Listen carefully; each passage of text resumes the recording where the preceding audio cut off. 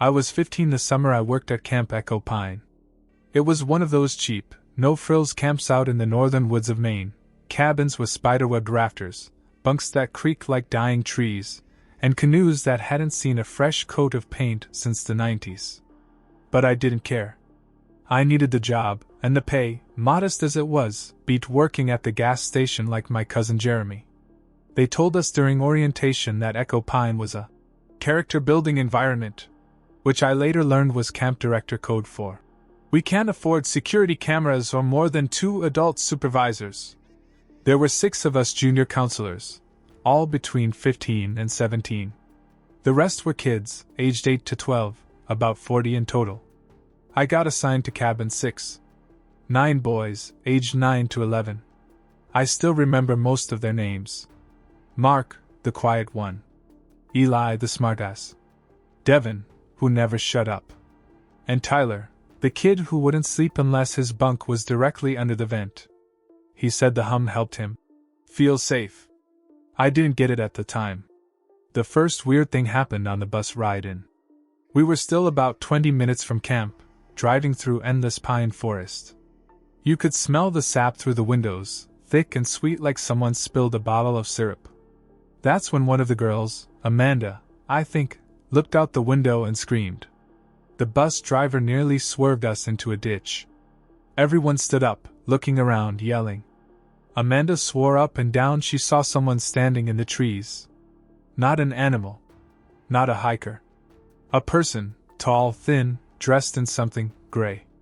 Not moving, just watching the bus. The adults laughed it off. "Probably just a deer," someone said. But Amanda wouldn't drop it. She was pale the rest of the ride. Stared out that same window the whole time, lip trembling. Later, after we arrived, I found her sitting alone at lunch. She wouldn't touch her food.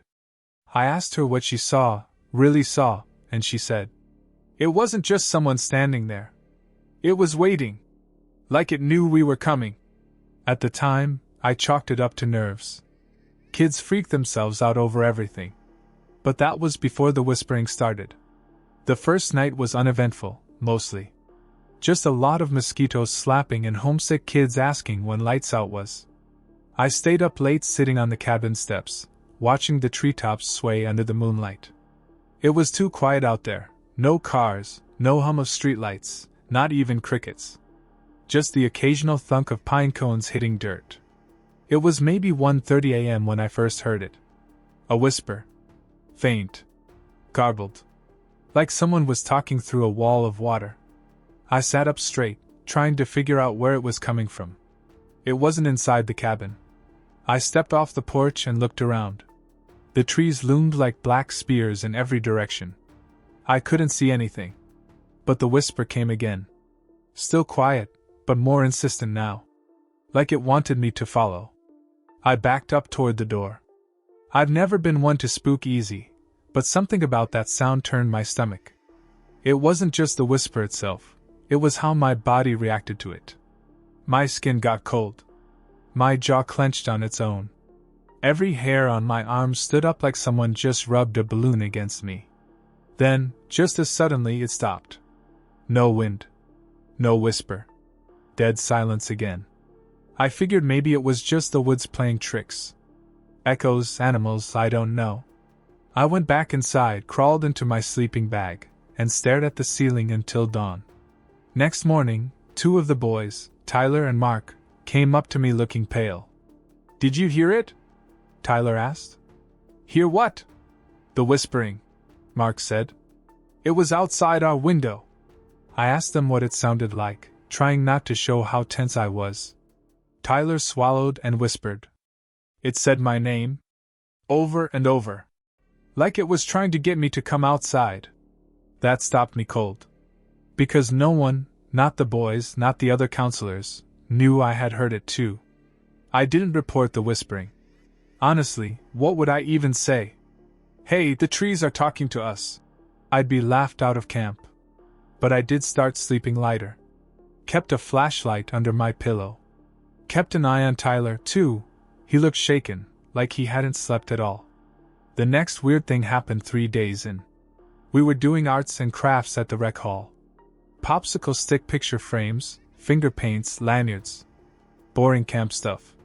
Devin was being his usual loudmouth self, and Tyler was off by himself in the corner, knotting red string into loops.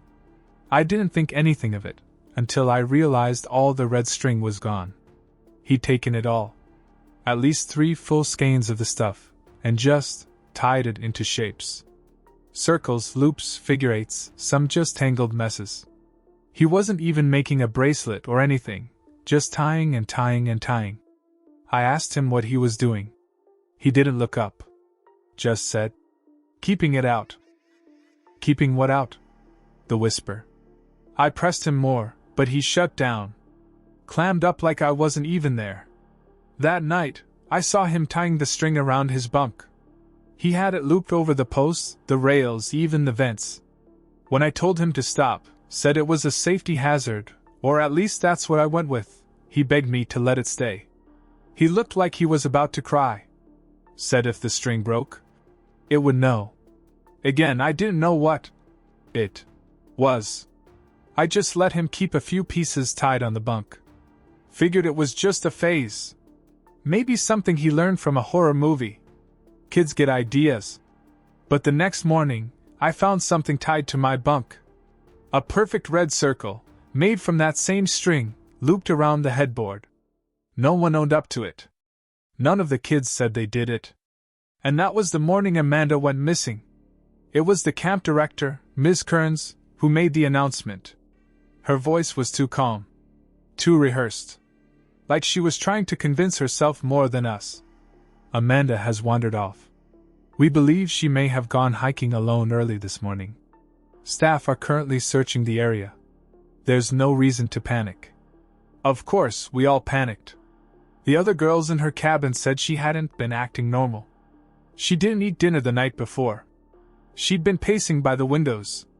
Said she didn't want to sleep. Said if she closed her eyes, it might crawl in. Whatever it was. The worst part? She left a note. Just one sentence scrawled in loopy, childish writing on the back of a camp brochure. If it calls your name, don't answer. That's it. We spent hours searching. Counselors, staff, even some of the older kids were sent to comb the trails. They found nothing. No tracks. No footprints. Not even a broken twig. Just one thing, a strip of red string, tied in a tiny noose, hanging from a tree near the lake trail. I remember standing there, looking up at it swaying in the breeze, thinking it looked fresh. Like someone had just tied it minutes before we arrived. They called her parents. Cops came out. Dogs sniffed around but picked up no scent. By the end of the day, everyone looked like they were pretending not to believe what we all knew deep down. Amanda was gone. Not lost. Not hiding. Taken. That night, 2 more kids claimed they heard whispering. Different cabins, different ages. One said it came from under their bed. The other swore it came from the trees. And Tyler? Tyler started sleeping with a flashlight clutched to his chest, eyes open. He tied red string across the window latch. When I asked if he was okay, he just said, "It got her." We let it in. I should have left right then. Packed up. Called my dad to come get me. But I didn't. And by the end of the week, someone else would be gone too. 4 days after Amanda vanished, Devin, the loudest, most stubborn kid in cabin 6, had a meltdown. He hadn't slept in 2 nights. I knew because I'd been staying up too, keeping watch from my bunk. The other kids were rattled, but Devin, he was angry. Like he thought if he yelled loud enough, he could scare the fear away. That night, Tyler finished wrapping another red string loop and tried to hang it from the door handle. Devin snapped. He stood up, grabbed the string, and ripped it apart. "This is so freaking stupid," he shouted. "It's a game. You guys are acting like little babies. There's nothing in the woods." The other boys stared at him in silence. Then Mark whispered, "You broke the circle." Devin rolled his eyes and said, "What, is something gonna come eat me now?" Nobody answered. But nobody slept either. Around 3 a.m., I started hearing it again. The whisper. It started in the woods, faint, curling through the screens like a bad dream slipping under the sheets. Then it got closer. The kids were all awake, holding their breath. Even Devin, who looked like he was trying hard not to be scared. But his hands were clenched in fists so tight his knuckles went white. And then, something tapped on the window. Not hard. Just a soft, deliberate tap. Like the tip of a finger. The boys froze. No one dared move. Then again, tap. Tap. Tap. Tyler started crying. Not loud, just silent tears down his face. He stared at the window and whispered, "Don't say anything. Don't say your name. Don't even think it." And Devin, whether to prove a point or because he was too scared to keep it in, shouted, "Hello? Who's out there?" The tapping stopped. Nothing for a few seconds. We all just sat there, listening to the wind swirl through the pines. Then came 3 knocks, hard and hollow, like someone hitting wood, but from beneath the cabin. Right under our feet. Devin stood up, backed away from the wall. "Screw this," he muttered, and went to open the cabin door. I got up to stop him, but he was already pulling the handle. And when he opened that door, there was nothing. Just darkness. But something had left footprints in the dirt. Not shoes. Not boots. Bare feet. Long toes. Deep impressions in the dry pine needles that trailed off into the woods, and stopped, halfway to the tree line.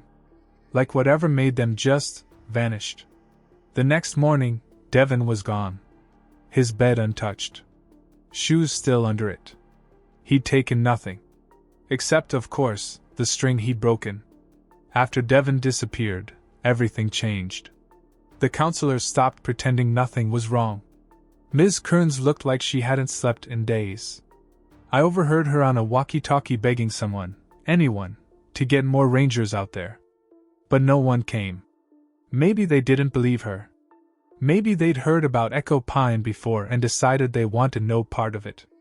I started keeping a notebook. Logging everything. Night by night, I wrote down every whisper, every set of taps, every loop of red string I found, because there were more. Not just in our cabin, but others too. Hanging from doorknobs, tree branches, even one tied to the neck of a dead bird we found behind the mess hall. The thing is, the kids weren't the ones tying them anymore. One night, I asked Tyler where he was getting the string from.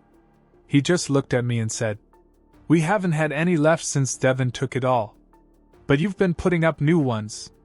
He didn't say anything after that. Just shook his head slowly. That's when it hit me. The string wasn't ours anymore. Something else was using it. That night, I stayed up alone on the cabin steps again, gripping my flashlight and scanning the tree line. The forest felt heavier than before, like it was watching me. Not the animals. Not the bugs. The forest itself. And then I saw it. For maybe half a second, just long enough to be sure I wasn't imagining it. A tall, thin figure, standing between 2 trees. Too tall for a person. Its limbs were too long, the head slightly tilted. I couldn't see a face, just dark. Like it was made of shadow, but thicker, denser, like the light refused to touch it. Then it was gone. Not walked away. Not ran. Just gone. I almost screamed. I ran inside, locked the door, and sat against it, heart pounding so hard I thought it might give out. The whisper came that night clearer than ever. Not from the trees. Not from the floor. From inside the cabin. It said my name. Just once. But it sounded like it had been saying it for years. The next day, I went looking for answers. I skipped the canoe races and hiked out past the boundaries of camp, where we weren't supposed to go. Past the faded Camp Echo Pine signs, past the little wooden arch that marked the edge of the safe zone. I followed a dirt trail barely visible under dead leaves and years of rot. It was like it had been erased. Like the woods had grown over it on purpose. About a half-mile in, I found an old building. Not a cabin. A shack. Molded wood, roof half-collapsed, overgrown with moss. A rotted sign hung above the door, barely legible. Ranger Post 3. Inside, everything smelled like mildew and old paper. There were filing cabinets tipped over, drawers open, their contents soaked and curling. But I dug through them anyway. I don't know what I thought I'd find, maybe an old map, maybe a list of missing kids. But I found something else. A logbook. Half burned. The cover was charred like someone had tried to destroy it. I flipped to a page near the middle. The ink was smudged but readable. July 18, 1997, third report this week. Whispering in the woods. Kids saying someone's calling their names. Same pattern. Disappears after 3 nights. July 21st, we lost another 7-year-old girl. No tracks. No sign of struggle. July 23rd, red string found tied in trees. Same loops as before. Same smell in the air. Something is rotting out there. July 25th, they told us to shut it down. Not officially, just enough to make it go quiet. But it won't stay buried. Not out here. The rest of the page was black, burned through. My hands were shaking. I stuffed the logbook in my backpack and turned to leave, and that's when I smelled it. The rot. Like spoiled meat and wet earth. Thick. Unmistakable. It was right outside. I didn't see it, not fully. But when I ran, I caught a glimpse in the tree line. Not moving, not chasing. Just watching. And something hung from the branch beside it. A red string. Waving gently in the wind. When I got back to camp, the sun was starting to drop, turning the trees into long, black fingers. I ran straight to Ms. Kern's office, slammed the logbook down on her desk. She barely blinked. Just looked at it like it was a ghost. I knew someone would find that eventually, she said, almost like she'd been waiting. You knew? I demanded. You knew this was happening before? She didn't answer right away. Just stared out the window. Then she said, You think it started this year? Her voice cracked a little. Every 10 summers. Like clockwork. Always starts with the whispers. Then the string. Then the missing. Why not shut it down? We tried. But it doesn't stay gone. Something's tied to this place. And it's old. She finally looked me in the eye. You've heard it, haven't you? I nodded. Her mouth tightened into a thin line. Then you've got 3 nights. What? 3 nights after it says your name. That's the pattern. After that. She didn't finish the sentence. I left her office feeling like I was walking through wet cement. Heavy. Pulled down. Because that had been 2 nights ago. That meant I had 1 left. That night, Tyler refused to sleep. He sat on his bunk, string looped around both wrists like some kind of charm. His flashlight had gone dim, battery flickering. I sat up with him. We didn't talk much. Just listened. At around 2 a.m., Mark bolted upright in his bed. I heard it again. He whispered. It was closer this time. We all froze. Then, soft, dragging footsteps on the gravel outside the cabin. Not boots. Not sneakers. Bare feet. Heavy and slow. Then came the voice. Not quite a whisper this time. It was louder now. Closer. It said my name again. But it wasn't just saying it. It was repeating it. Over and over, with this unnatural rhythm. Like it was practicing it. Like it was trying to wear it down. I grabbed the last loop of red string from Tyler's stash and tied it across the door handle. My hands were shaking so bad I could barely knot it. Then came the tapping. Fingernails, or claws, scratching at the walls. At the roof. Something was above us.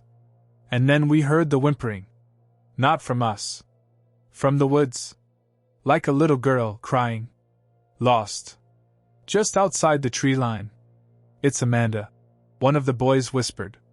No, I said. It's not. Because whatever that was, it was calling us now. That night felt like it lasted a week.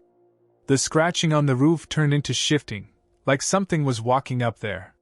Heavy, dragging footsteps above our heads.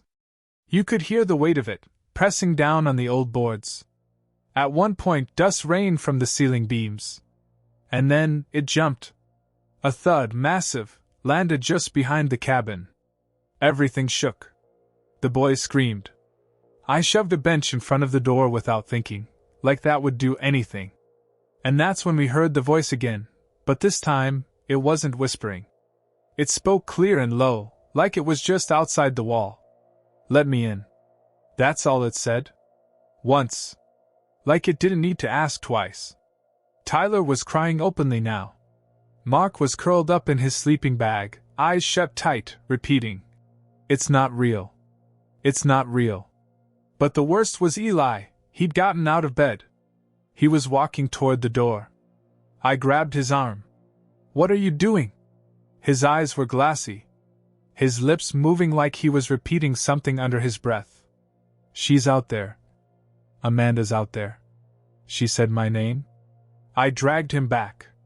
Sat him down. His skin was ice cold. Then silence. No wind. No footsteps. No scratching. Just stillness. Until we heard the click. The window latch. I turned in time to see it. The window sliding open, slow and quiet, like someone was pushing it up from outside. And in the dark beyond it, a hand. Long, pale fingers curling in, nails chipped and black, groping at the windowsill. I ran. Slammed it shut. Locked it. Whatever it was didn't flinch. It just stood there. Face hidden in the dark. Just those fingers resting on the glass. Then, without warning, it dropped out of sight. Gone. I backed away, breath stuttering. Then I heard Tyler gasp. I turned and saw the red string. Every loop we tied around the cabin, the bunks, the door, the vents, they were breaking. One by one. Snapping, unraveling, like invisible fingers were undoing them. The final loop broke with a soft snap. And every flashlight went out.